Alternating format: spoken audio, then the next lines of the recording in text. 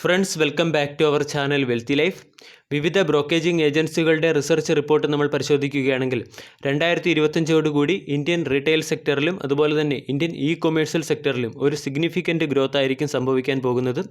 അതുപോലെ തന്നെ retail സെക്ടറിലെ organised കമ്പനികളുടെ മാർക്കറ്റ് ഷെയർ പരിശോധിക്കുകയാണെങ്കിൽ അവിടെ 3% മാർക്കറ്റ് ഷെയർ മാത്രമേ കാണാൻ സാധിക്കുന്നുള്ളൂ.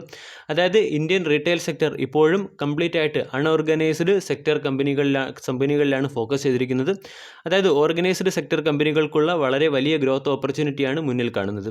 കൂടാതെ ഇപ്പോഴത്തെ കറണ്ട് സിറ്റുവേഷൻ നമ്മൾ നോക്കുകയാണെങ്കിൽ പ്രത്യേകിച്ചും കോവിഡ്-19, അതിനുശേഷം വന്ന കോവിഡ്-19 സെക്കൻഡ് വേവ് എന്നിവയെല്ലാം കൊമേഴ്സ്യൽ സെക്ടറിൻ്റെ ആവശ്യകതയും അതുപോലെ തന്നെ കൊമേഴ്സ്യൽ സെക്ടറിലെ ഗ്രോത്ത് ഓപ്പർച്യൂണിറ്റിക്കുള്ള സാധ്യതകളും ഉളവാക്കുന്ന ഒരു സീസൺ കൂടിയാണ്. ഈ സാഹചര്യത്തിൽ വിവിധ കമ്പനികളുടെ ലീഗൽ ഫൈറ്റുകളും അതുപോലെ തന്നെ അഗ്രസീവ് അക്വിസിഷൻസും പരിശോധിക്കുകയാണെങ്കിൽ ഇവയും റീറ്റെയിൽ സെക്ടറിലും അതുപോലെ തന്നെ കൊമേഴ്സ്യൽ സെക്ടറിലും വ്യക്തമായ മാർക്കറ്റ് ഷെയർ നേടിയെടുക്കാനുള്ള കോമ്പറ്റീഷൻ്റെ ഫലമായിട്ടാണ് വിവിധ കമ്പനികളുടെ ലീഗൽ വാറുകളും അതുപോലെ തന്നെ അഗ്രസീവ് അക്വിസിഷനും നടക്കുന്നത് എന്ന് നമ്മൾക്ക് മനസ്സിലാക്കാം.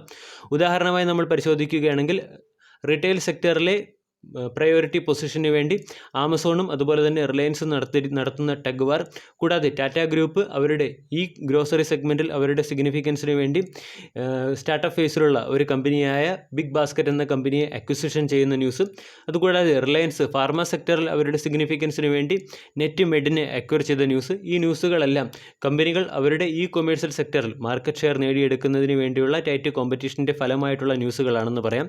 ഇന്നത്തെ വീഡിയോയിലും നമ്മൾ ഡിസ്കസ് ചെയ്യുന്നത് ടാറ്റ ഗ്രൂപ്പിൻ്റെ ഫാർമ സെക്ടറിലേക്കുള്ള ഒരു ബിഗ് ഡീലിനെ കുറിച്ചാണ്.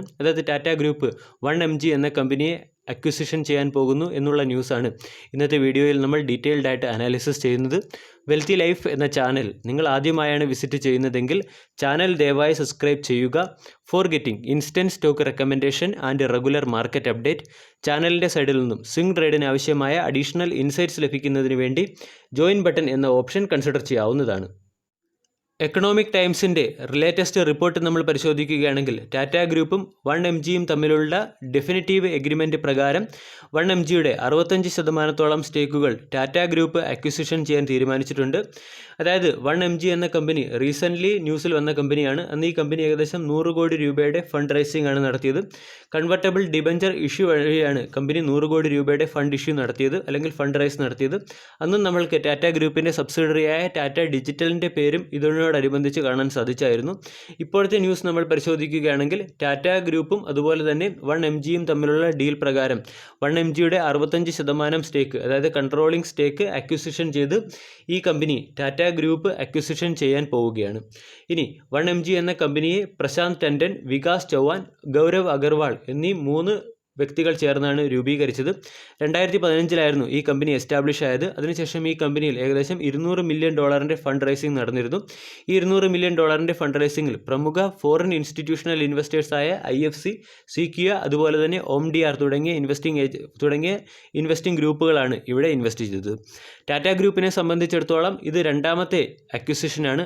സ്റ്റാർട്ടപ്പ് ഫേസിലുള്ള ഒരു കമ്പനിയെ അക്വിസിഷൻ ചെയ്യുന്ന രണ്ടാമത്തെ അക്വിസിഷനാണ്.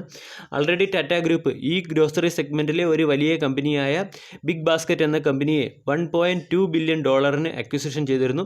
അന്ന് ബിഗ് ബാസ്ക്കറ്റിൻ്റെ 64% സ്റ്റേക്കുകളായിരുന്നു അക്വിസിഷൻ ചെയ്തത്.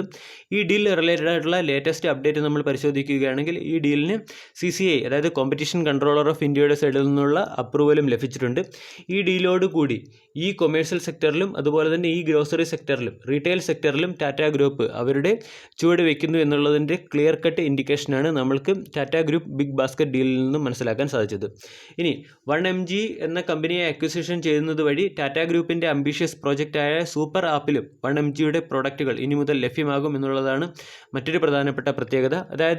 കൺസ്യൂമർ പ്രോഡക്റ്റുകൾ, ഫുഡ്, ഗ്രോസറി അതുപോലെ തന്നെ ജുവലറി, ഫിനാൻഷ്യൽ സർവീസുകൾ തുടങ്ങിയവ ലോഞ്ച് ചെയ്യുന്നതിന് വേണ്ടിയുള്ള ഒരു സിംഗിൾ പ്ലാറ്റ്ഫോമാണ് ടാറ്റയുടെ സൂപ്പർ ആപ്പ്. ടാറ്റയുടെ സൂപ്പർ ആപ്പ് ടാറ്റ ഡിജിറ്റലാണ് ജനറേറ്റ് ചെയ്യുന്നത് അല്ലെങ്കിൽ ബിൽഡപ്പ് ചെയ്യുന്നത്. ടാറ്റയും ബിഗ് ബാസ്ക്കറ്റും തമ്മിലുള്ള ഡീൽ പൂർണ്ണമാകുന്നതോടുകൂടി ടാറ്റയുടെ സൂപ്പർ ആപ്പിൻ്റെ ലോഞ്ചും ഉണ്ടാകുമെന്നാണ് മാർക്കറ്റ് പ്രതീക്ഷിക്കുന്നത്. അതോടൊപ്പം തന്നെ സൂപ്പർ ആപ്പിൻ്റെ ലോഞ്ച് ഉണ്ടാവുകയാണെങ്കിൽ അവിടെ നിന്നും ടാറ്റ ഗ്രൂപ്പിലെ ഏതൊക്കെ കമ്പനികൾക്കാണ് അതിൻ്റെ ബെനിഫിറ്റ് കിട്ടുക എന്ന് പരിശോധിക്കാം. ടാറ്റ കൺസ്യൂമർ പ്രോഡക്റ്റ്, അതുകൂടാതെ ടാറ്റയുടെ trend, Voltas, Titan, Taj hotel തുടങ്ങിയ കമ്പനികൾക്കായിരിക്കും അതിൻ്റെ ബെനിഫിറ്റ് ഉണ്ടാവുക. ഒബിയസ്ലി 1mgയും ഈ ഗ്രൂപ്പിൻ്റെ ഭാഗമാവുകയാണെങ്കിൽ 1mgക്കും ഇതിൻ്റെ ബെനിഫിറ്റ് ഉണ്ടായിരിക്കുന്നതായിരിക്കും. ഇനി നമ്മൾ പരിശോധിക്കുന്നത് ടാറ്റ ഗ്രൂപ്പും റിലയൻസും തമ്മിലുള്ള ഒരു ടൈറ്റ് കോമ്പറ്റീഷനെ കുറിച്ചാണ്. അതായത് നമ്മൾ റീസെൻ്റ് റിപ്പോർട്ട് പരിശോധിക്കുകയാണെങ്കിൽ റിലയൻസ് റീറ്റെയിൽ ലോകത്തിൽ തന്നെ സെക്കൻഡ് ലാർജസ്റ്റ് ഗ്രോത്ത് ഉള്ള റീറ്റെയിൽ കമ്പനിയായി മാറിക്കഴിഞ്ഞു. അതുകൂടാതെ ഈ ഫാർമ സെക്ടറിലും റിലയൻസിന് പ്രസൻ്റ് ഉണ്ട്. അതായത് 2020 സെപ്റ്റംബർ മാസത്തിൽ ചെന്നൈ ബേസ്ഡ് ഈ ഫാർമ കമ്പനിയായ നെറ്റ് മെഡ്സിൻ്റെ 60% സ്റ്റേക്കുകൾ റിലയൻസ് 620 കോടി രൂപയ്ക്കാണ് അക്വിസിഷൻ ചെയ്തത്.